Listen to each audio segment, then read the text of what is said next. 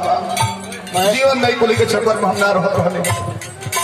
13-14 वर्ष को नहीं गोनी केहू से हमारा लगाव ना रहे एक दू बुआ के था बिगाड़ दहली सब बिगाड़ दहले सब एक कोई चक्कर में पड़ गए तो हरन दिन है प्यार की पहाड़ पर हाथे हो गइलुआ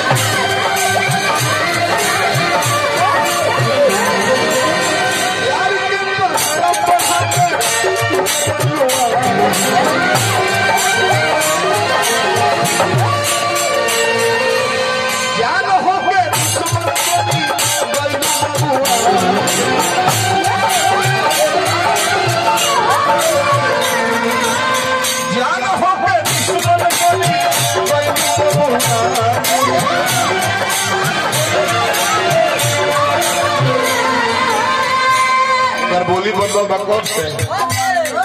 जब से नायका मारो भैया करे कहूं ठीक बन होले बा आइल बारू तू सदाई बके जाम से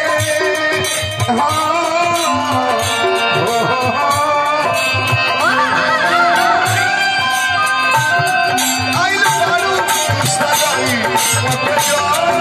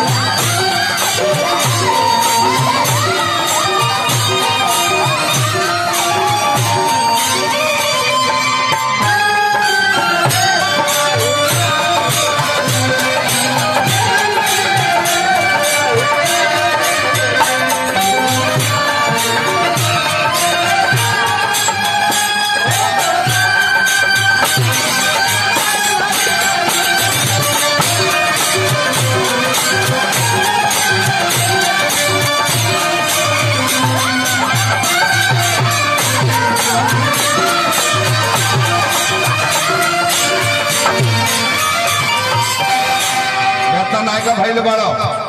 मन बात पर गौर करी हो अपने बाप का इज्जत आप लोग ले रहे हैं किसके लिए? एक प्रेमिका के लिए। खानदान की इज्जत खराब कर रहे हैं किसके लिए? प्रेमिका के लिए। यही बात तहरा कब बुझाई जब तू बाप बनबो बेटा के पढ़ा लिखा के नौकरी लगा दे जब वो लोग मर्ज करे को तब तहरा बुझाई। बाबा विजेता मथुरा का पेड़ा है जे खाता वो पछताता जकर नहीं बेटा तू तो रोते सारा सपना हाथ अपना उजर दुहर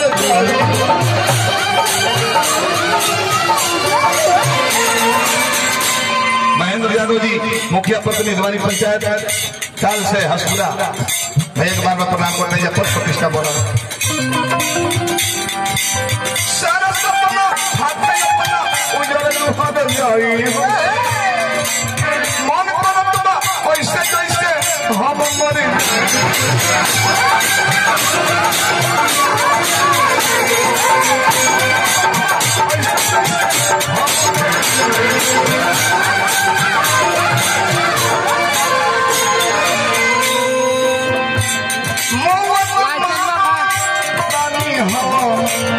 ऐसे राम से